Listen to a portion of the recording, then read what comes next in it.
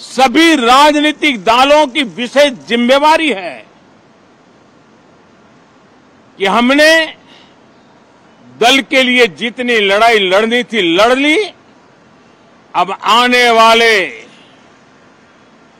5 वर्ष के लिए हमें देश के लिए लड़ना है, देश के लिए जूझना है, एक और नेक बनकर के जूझना है। मैं सभी राजनीतिक दलों से भी कहूंगा कि आइए हम आने वाले 4 साढ़े 4 साल दल से ऊपर उठ करके सिर्फ और सिर्फ देश को समर्पित होकर के संसद के इस गरिमापूर्ण मंच का हम उपयोग करें। जनवरी 29 जब चुनाव का वर्ष होगा, आप उसके बाद जाइए मैदान में, सदन का भी उपयोग करना है कर लीजिए। वो 6 महीने जो खेल खेलने खेल लीजिए, लेकिन तब तक सिर्फ और सिर्फ देश के गरीब, देश के किसान, देश के युवा, देश की महिलाएं, उनके सामर्थ्य के लिए, उनको एम्पावर करने के लिए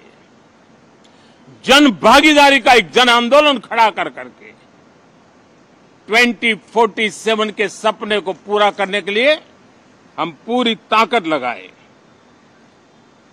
मुझे आज बहुत दुख के साथ कहना है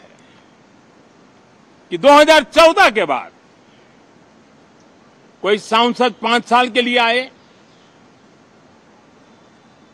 कुछ सांसदों को 10 साल के लिए मौका मिला,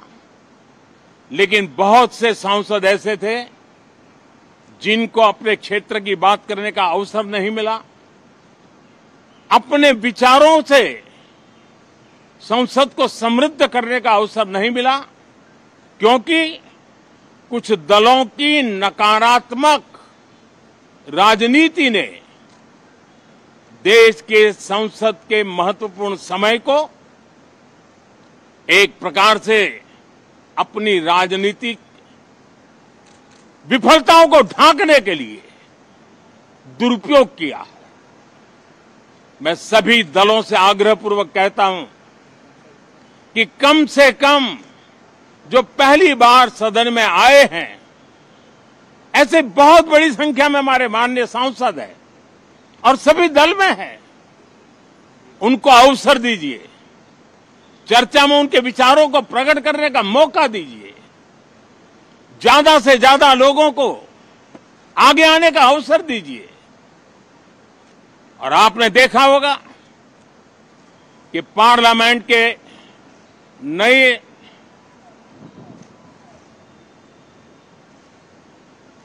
संसद गठन होने के बाद जो पहला सत्र था, 140 करोड़ देशवासियों ने बहुमत के साथ जिस सरकार को सेवा करने का हुक्म किया है देशवासियों ने, उसकी आवाज को कुचलने का और लोकतांत्रिक प्रयास हुआ। 2.5 घंटे तक देश के प्रधानमंत्री का गला घोंटने का, उनकी आवाज को रोकने का, उनकी आवाज को दबाने का लोकतांत्रिक परंपराओं में कोई स्थान नहीं हो सकता है और इसका कोई पश्चाताप तक नहीं है, दिल में दर्द तक नहीं है। मैं आज आग्रहपूर्वक कहना चाहता हूं, देशवासियों ने हमें यहां देश के लिए भेजा है, दल के लिए नहीं भेजा है। ये सदन दल के लिए नहीं, ये सदन देश के लिए है। ये सदन सांसदों तक की सीमा तक नहीं है, 140 करोड़ देशवासियों